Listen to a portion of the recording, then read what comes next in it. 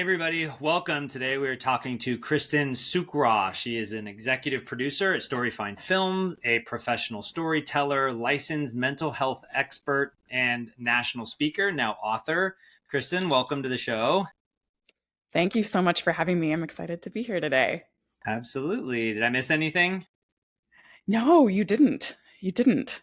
All right, perfect. Well, let's jump into it. So we got a lot to cover today. Kristin has a very unique background, so I want to start there and let her speak to this idea that her origins come from the background in mental health. So why don't you talk to us a little bit about that and how you transitioned from being a mental health practitioner to this idea of helping organizations and nonprofits tell stories?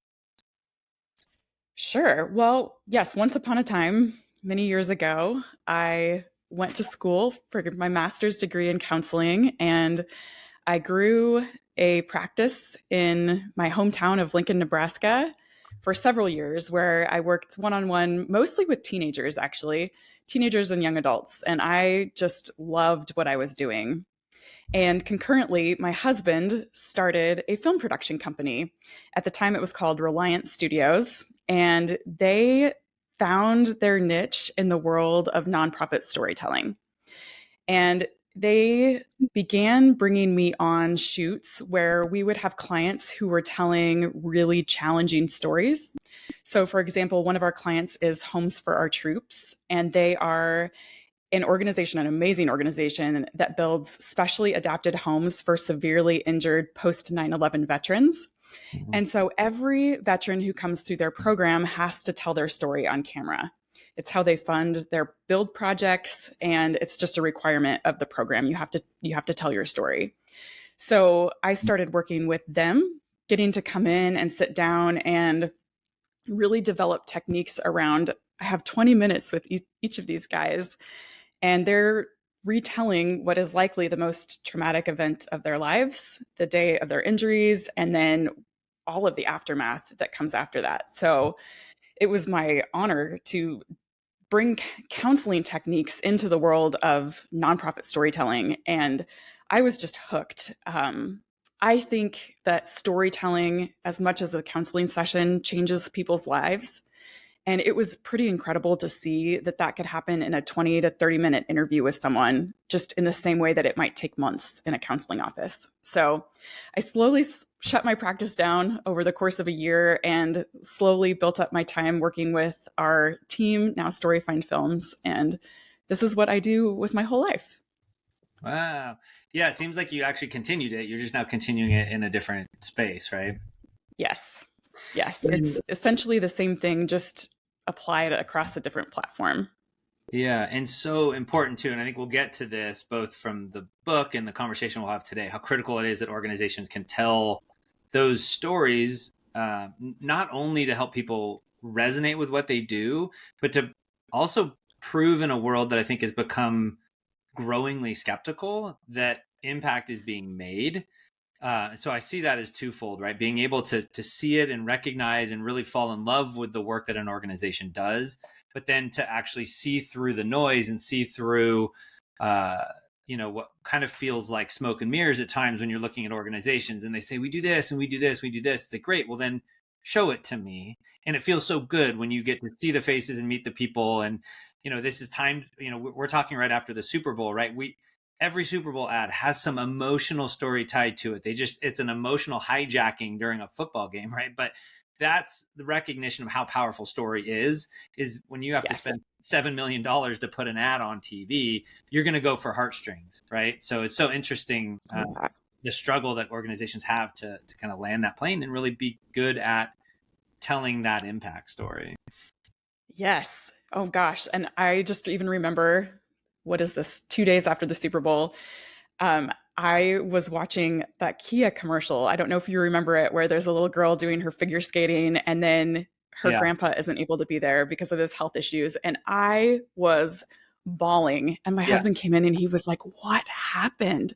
It was a Kia commercial. It was a story of a little girl figure skating. And then she goes to her grandpa's pond and skates for him outside of his house. And the car brought her there. And that is the power of story. I'm forever emotionally tied to that brand now because of that one little moment. Yeah. 30 seconds, 60 seconds. Yeah.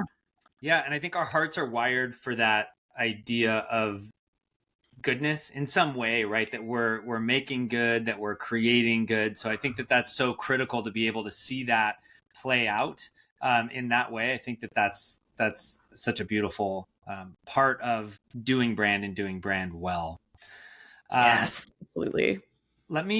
So let's talk a little bit about the book. I love that you have now taken everything that you've learned and put it into a book for people to read. We can talk about where we get it later, but some of the topics in there I think are really critical. And one of the things you talk about is this idea of finding story. So I want to talk a little bit about that. What are the challenges that organizations face in going from a place where they know who they're helping, but who you're helping and just saying you're helping isn't a story, that's a mission, right? So how do we Yes. find ways to go in and find what those stories are, find the people, and really draw that out and make that connection?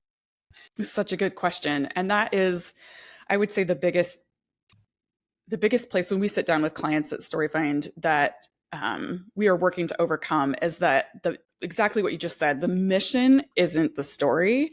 Your story, your stories are your stories. So we challenge every organization to start with something that sounds so simple and so easy, and it is and it isn't, with making a list of everyone who you think could be a good storyteller for your organization. And that's step one in finding your best storytellers. Mm-hmm. So that might be looking for people who trust you, people who you've interacted with who can demonstrate vulnerability. So they display their emotions and they're willing to go to the hard places in their stories. That's incredibly important too. And then we also ask organizations in the creation of those lists to really look for people who have unique details to their story. So if you've been chatting with someone, maybe it's program staff, maybe it's a beneficiary, and you find yourself curious about their story, wanting to know more, wanting to ask more questions, wanting to go deeper, that is also a great name to put on your list. So we've got people who trust you, who can display vulnerability, and then whose stories contain unique details that an audience will remember. So we just say, start there, make a list of anyone and everyone you can think of. And then from there, our step two is really conducting what we call discovery interviews with anyone whose story we're thinking about telling. So we really set expectations by saying we're gathering stories of impact from our organization.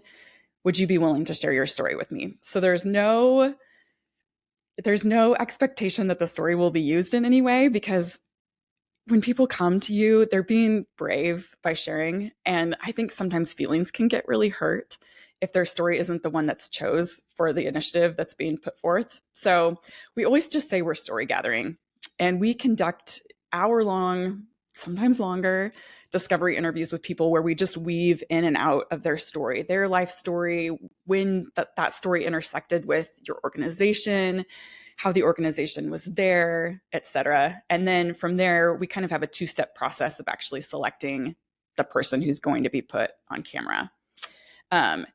But there's actually steps before that. And I think it would be so awesome for both of us to speak to having a really solid brand in place before you ever go out and look for your storytellers, because you need to make sure you have a solid messaging strategy written up where you know your goals, you know your audience, you know what they respond to, you know how you're going to define success with the story that you're telling, you know where you're going to place it, et cetera. So I would love to hear from you how you guys work with people to make sure that their brand is on point before sharing their stories.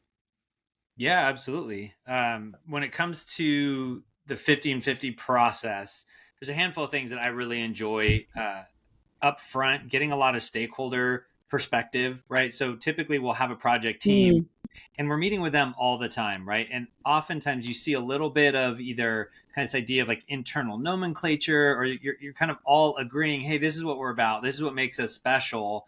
But when you get external perspective, maybe it's a donor or it's somebody from another country who's closer to the work on the ground, they go, that's not what matters. Actually, that's very different. And you have to wrestle through that a bit, right? You have to have those conversations and say, the alignment maybe isn't even here. So we sometimes we consider our discovery process alignment, both for our team and yours. And we're just poking and prodding and saying, look, we heard this, we saw this. Does this all gel and does this all resonate, right? And in the crafting of messaging and the crafting of brand, right, before you get to creative, you have all your brand kind of messaging and language. I think a lot of organizations focus on vision and mission, and it's this chopped down, really packed, tight set of phrases that everybody holds to. But oftentimes they're so aspirational that for me and for our organization who's kind of coming and going and needing to get really familiar with a brand and then maybe hand it back, over a 6 to 9 month period, the ones that actually stand out to me are a unique value proposition, right? So you can step in and say, that's great, that mission's awesome, but here are like 12 other people that do the exact same thing or would say they do the exact same thing. So to your donors, they don't know any different. You can argue with me that you're different than them, but if I don't see it and our team can't see enough of it, neither can your donors, neither can people who are supporting you. So the unique value proposition is like, well, we're the only ones that do it this way or in this place, or we go to harder, like more marginalized communities, or what we have to work through that and really land something that nobody else can say, or at least that's a part of it, right? Somebody could push back on that a bit and say, if you're better, you don't necessarily have to be unique. We're getting a little in the weeds there, but I think a good pressure test at the beginning is to say, do you have a statement that others cannot say about yourself? And then I typically like the key messaging, because from there, it's okay, how do we talk about that on a regular basis? Dinner party, right? What would you say are 5 things that are very special, very exciting? It kind of is similar to, like you were saying, finding the stories that are drawing people in, right? If you're not interested, your donors aren't going to be interested, right? So when you talk about yourself, what are 5 things that are interesting to you that you would even tell your friends about your organization? And if we don't have them, let's find them and let's make sure we get them, because before we build a website or a marketing plan, we need to know who's listening, what they're going to care about, and what's unique to who you are in order to bring those people in. Otherwise, we're kind of trying to boil the ocean. Hey, we're doing this big thing, everybody should give to us. And it's like, well, that's a hard place to stand, right? Absolutely. No, I think that's so good. And you have to have all of that in place before you're finding a storyteller, because otherwise you're going to spend money, time, resources, energy putting together this story that you're just hoping will do something for your organization. Yeah. But exactly what you're saying, if you have the groundwork laid, when you go into that story selection process, you can take your vault of storytellers, say you now have 10 who have done discovery interviews with you, and you can overlay all of that groundwork, like you're talking about, that unique value proposition. Which of these storytellers can speak to that? Yeah. If none of them can, okay, what's the problem here? We need to figure out how we're communicating this with the world first. So yeah, or even why can't we find that story? If this is who we are, right? We just did this with a brand the other day where the audience was a specific audience, but and the idea was, if this is the case, why can't we find those examples, right? Why can't we find a story to match what we say is the bread and butter of our brand? And you go, well, maybe that's not it. What if we tweaked what you say your brand is about to, oh, well, we provide this type of service. And you go, okay, well, then now these 6 stories really fit, right? So that's something that we've done a handful of times too, where it's just a pivot, but you're not, maybe it's international relief, but you're not disaster relief, but you're international relief, right? Disaster means you jump in at all these places. Are any of these stories from a disaster? And you go, no. You go, well, then let's talk about it a little bit different. Who you are and what you do in the world is maybe just said in a way that doesn't feel genuine, right? But once you have those bucket key messages, you can also say, these are the stories that support that key messaging. So when we say it, we hook people, and then these stories prove it. And that throughput of your brand and what you're doing is critical, right? If Nike says their shoes are best, you should be able to find athletes that are saying, hey, that shoe is the best, and they should be the best athletes, right? Otherwise that line of brand language doesn't quite convert. Yes, 100%. And I think there are kind of like twofold issues. Like sometimes you'll go out and look for your storytellers, and kind of be confused because of the reasons that you just said. Like maybe what you do is actually a little bit different than what you think that you do. And so making some adjustments about how you speak to your organization's mission and cause might be in order. But the other side of that, the other thing that we've found is that sometimes when a nonprofit isn't vulnerable themselves, when your leadership isn't vulnerable, you're going to be asking your storytellers to be vulnerable to you, and they're going to sense that disconnect. They're going to sense that you're not willing to go to those hard places, and so they're not going to go to those hard places for you. And so maybe it's not that your messaging is off track or needs tweaking, but maybe it's just that you need to take down your own walls as an organization first before you invite others to take down their walls with you. So I've seen that as well, where we go out and search for storytellers and people just aren't willing to go to the hard places of their stories because they don't trust the organization, because that transparency isn't there in reverse. So I always say, and this is the key thing that we learned in graduate school when we were training to be therapists, it's work on yourself first. You have to work on your motivation for telling stories. You have to work on your willingness to be vulnerable, to be honest with your constituents, with those that you serve, with your donors. And that is going to go miles in helping you find people who are willing to do the exact same thing on your behalf for you. So start with yourself first. Yeah, I have another interview coming up with someone who their kind of mission and the way they talk about the work they do is supporting like belief-led organizations, which is like it starts with you internally, right? And when they do work with organizations and they do brand work, they pass that over to the leadership of that company to present, which was an eye-opener to me, right? That an outside agency comes in and says, "This is your new brand." It's like, well, why not empower that team to lead that team through that exercise? And it's your brand. You give it to them as the leader of that organization. It blew me away. They're really creative, really cool. We'll get to that one probably in a few minutes. Yeah, but that idea that you have to start with a belief that's so true that like you live it out and then people will follow you through that, which I think is accurate to kind of how you were saying that too. You froze. You had said something earlier, and I want to be able to touch back on that. And the idea of going and getting these stories, and you kind of had different methods for kind of story collection, everything else. I'd love to see if you have any other best practices or things that you can give organizations in terms of either collecting these stories or doing the interviews, just advice for how they can get a hold of these stories for usage. I'm assuming, at this point it can be used anywhere, right? Whether that's going to be a testimonial in an email or a video we'll get to later, but love to just help organizations get better at collecting those stories. Yeah, I really think it starts with creating a culture of storytelling. I have seen this done well in so many different ways, but it really is kind of a top-down initiative of finding someone who can champion these storytelling efforts for your organization. So I like a personal example of one time where we were asked to share our story. My husband and I, about 5 years ago, adopted a little girl, and we traveled down to Texas where she was born. She had a NICU stay of about 3 weeks. And during that time, we became really close with the NICU nurses. And the PR director for the hospital she was the story champion. So she had done an amazing job of laying the groundwork with every department to always be on the lookout for potential storytellers who could speak to the excellence in their hospital's care. And so these NICU nurses knew what to look for in potential families who could be storytellers for the hospital. And so they approached us and said, "Hey, would you guys be willing to share your adoption story and tie it into the care that you've received here at Medical City Plano?" And of course we said yes, because we trusted these amazing NICU nurses who had been walking by our sides through a really scary journey.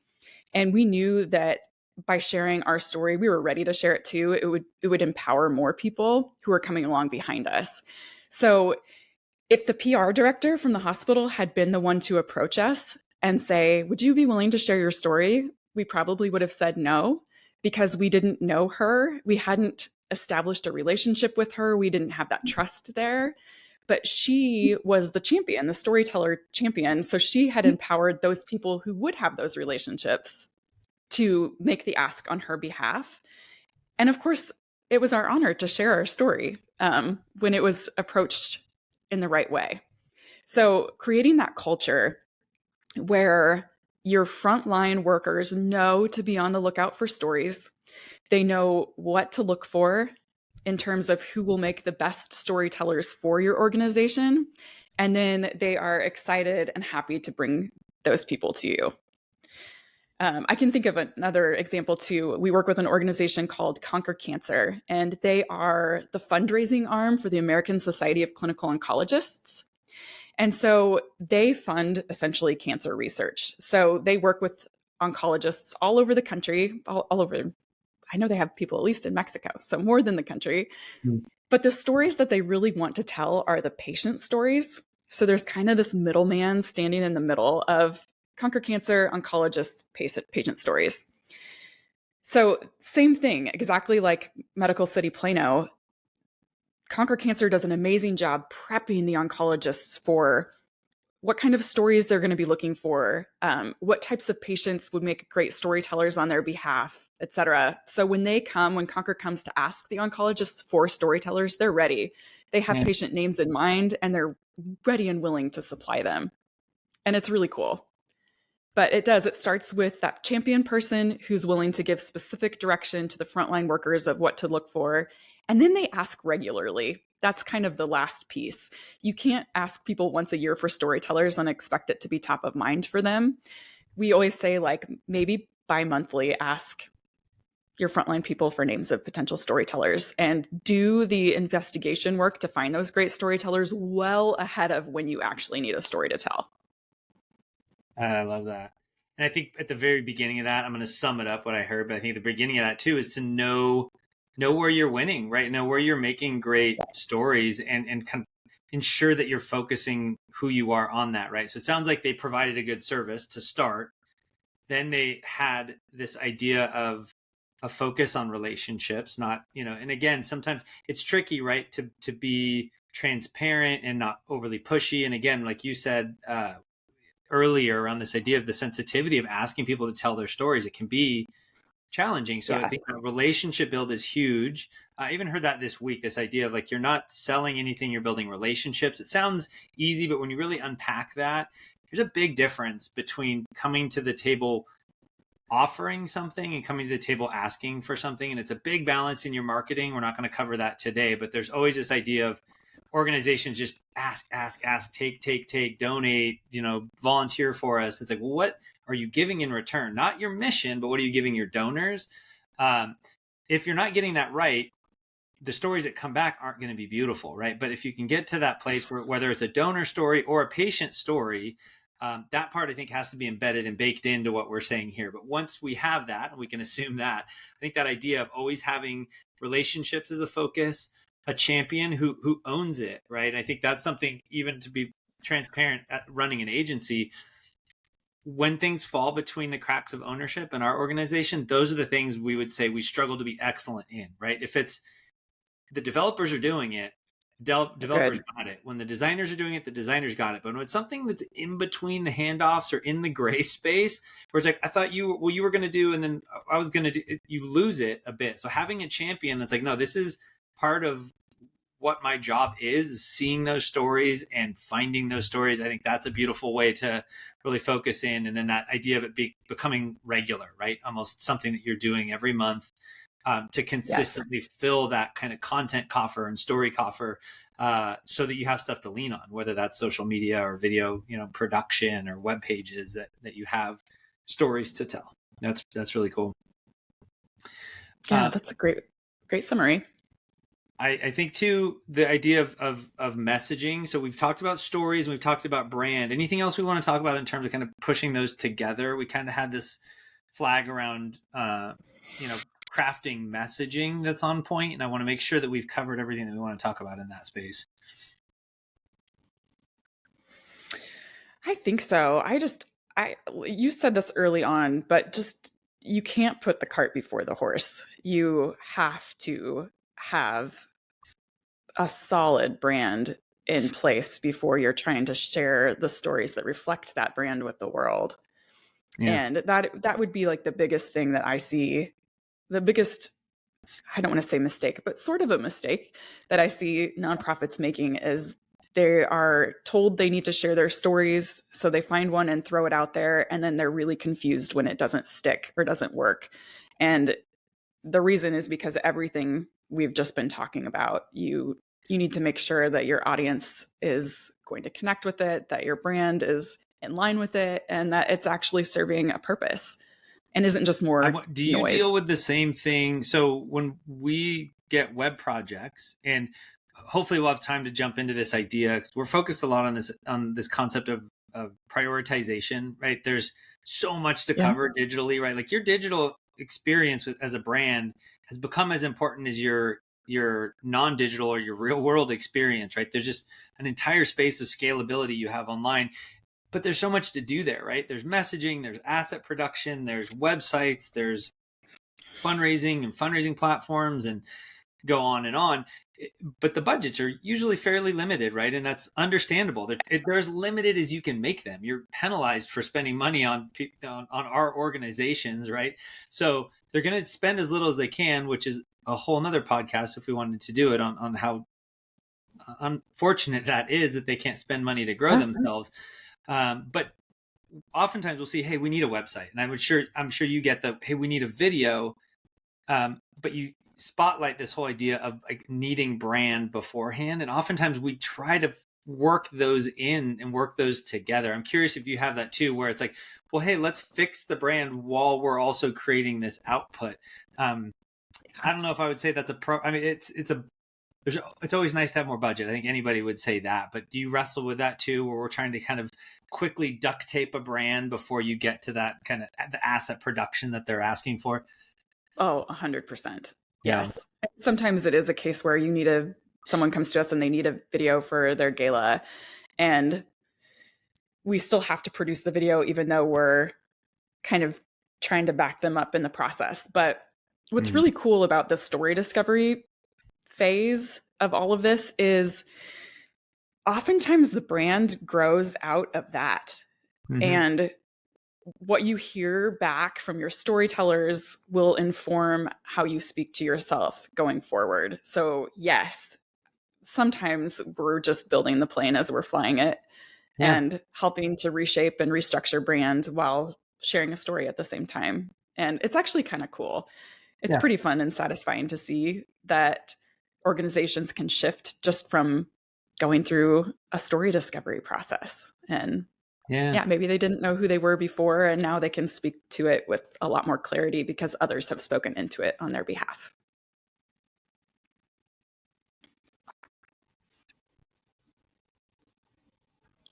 I love that.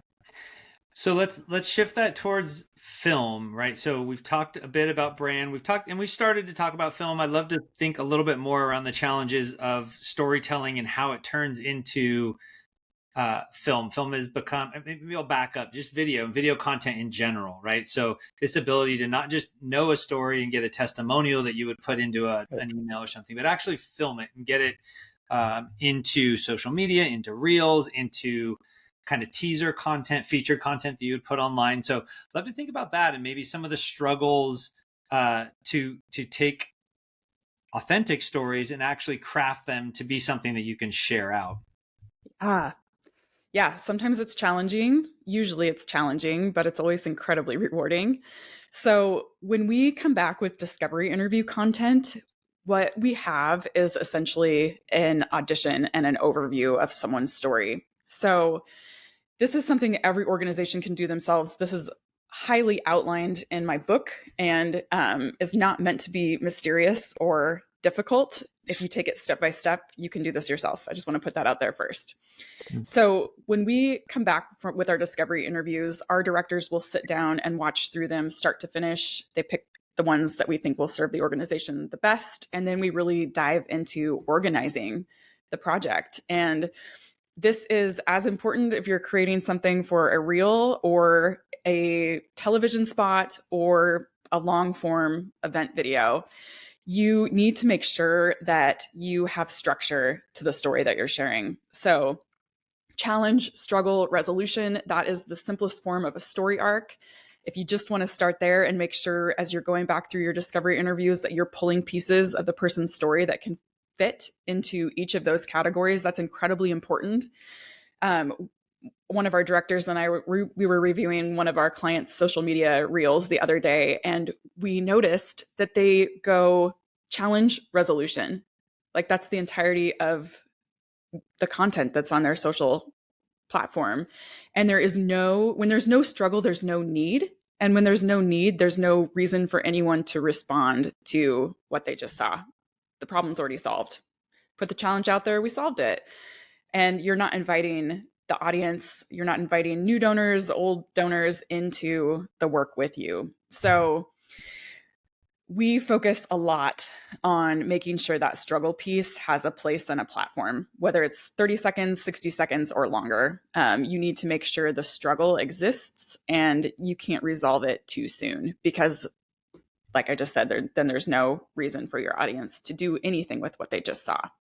So that's what we come back with is a bulk of content to take and shape and organize and turn into something beautiful. So we build interview questions off of that. We've outlined our challenge in a story, we've outlined our struggle in the story, our resolution, and then you can develop questions off of each of those three phases to make sure that when you go back to actually capture your story, you're making sure all three are included. And that's sort of the essence of our structure process is watch through the discovery interview, outline a story arc or a story flow. There's some more complicated ways that you can do it too that are really fun and can engage people in different ways. And then organize interview questions before you ever arrive on set for production. Yeah, that's really cool. We do it very similar, and it's probably just like probably only you and I will enjoy this part of the conversation. So maybe people fast forward 2 minutes. But I love the kind of setting up the struggle, setting up the kind of situation, the unfixable situation, unless somebody comes in and solves that, right? So you kind of have this, hey, this is a problem that is for this person, they can't get out of this cycle of poverty, a location-based either marginalization or circumstance, whatever it ends up being, to which like this person is in need of support. And here are the services or the organization or the way in which this organization can come in to solve that, right? So you have to lay that foundation. And on the web, so many people skip over the challenge or the, you know, what are we solving for, right? I always think back to this idea of, we worked with an organization a long time ago, but the story always stuck with me, this idea of orphans in South Africa, where my current perception of South Africa does not put a huge orphan population in mind. But if you took a moment to backpedal into how catastrophic the AIDS epidemic and pandemic was there, you realize how many people died and left orphaned children, and there just were not and are not programs there to take them in. And the size of that problem was so big and so heavy. Then it made sense that this company came in, her organization had housing solutions where they would have a housing family and they would take in anywhere from 5 to 10, different people and put them in homes, long-term homes. That was a big part of their mission too. But that was so important to me, is that story needs to start in that place where you realize this is a big problem in an area where you don't really necessarily see that problem existing without it. So I think that's really critical for us in the digital space. It's always nice to draw that open-endedness of that story of, hey, there's more problem to be solved at the end, because we're asking people to do something. Where I see a video being kind of all encompassing where you touch on all of it, we need to kind of leave it open-ended because we're drawing people to that next step. So we tend to bring back that, hey, there's more to be done, like support people like this, volunteer to solve that thing that's still not done. So we kind of kick that to the end in a way that I think we're doing the same thing as focusing on those elements, just maybe in different orders based on the medium that we're doing. No, we're 100% with you. There has to be help more like this person. It can't just stop with the story.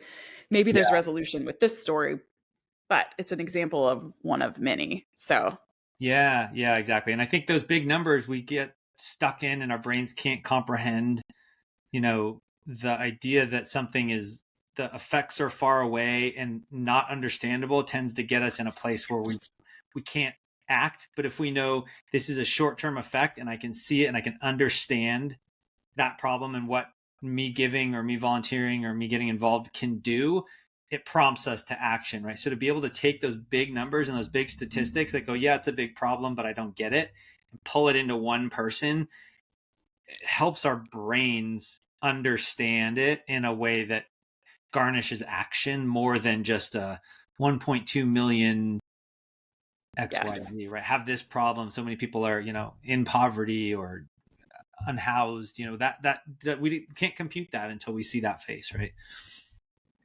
No, you're right. And I think our brains tend to dismiss those big numbers too. Like not only can we not compute it, but if we don't see it, then maybe it's not really there. We work Yeah. with an organization that works with blind and visually impaired Americans, and they were asking for input on their case statement. And the very first thing that they did was throw out a really big number, a really large number of Americans who are impacted by blindness or visual impairment, and a severe visual impairment. And my first response to that was, I think I can only think of one person in my life who is Mm. blind. Is this number really even true? Like, is Yeah. this as big of a challenge as you're saying it is? Like, you almost start to doubt the credibility of the organization too. But if you can take it into the power of one story, you're going to, yeah, ignite people's minds, their hearts. They're going to see the credibility in your organization and they're going to respond to that. Yeah. Going back to Super Bowl ads, did you see the Pixel phone? So they did one where people were taking pictures and the pictures were blurry and it was around visual impairment, and it was two people in the picture, two people in the picture, two, and then it ends with three people and they had a baby. Like that brought that idea of visual impairment like right to the tear ducts, right? Where you're like, can you Oh, imagine, yeah. you know, that idea of just they paralleled the brand right next to this story that you can resonate with. If you told me how many people deal with visual impairments, not going to emotionally connect. That was like, I've never wanted a Pixel phone until watching something like that, just to support for whatever reason. Like, I don't even want to back why my brain went there. It just does. It's innate to who we are to fall in love with story, right? Which is where we start. Yes. That was another one. My husband was like, "Are you okay? What did I miss?" Yeah. You didn't. This amazing commercial. A phone commercial. I know. Yeah. Did we miss anything? I feel like we're trying to keep them to roughly an hour. We're getting up to that spot. Anything that we feel like we missed? Otherwise, we can kind of wrap it up and give people next steps on finding you and finding. Yeah. I don't think so. I feel like we covered most everything. I This do is too. good. It's fun. Okay. Why don't you tell people where they can get the book and where they can find you? Okay, so you can find, let me hold it up here. Storyfind, the handbook for finding and telling your nonprofit's most impactful stories, on Amazon, barnesandnoble.com. You can visit me on my website, kristinsukraw.com, and our organization is storyfind.com. So looking forward to connecting with you, and send me your questions, concerns, information. Happy to connect at any time. Awesome, Kristin. That was so much fun. Thanks for hanging out.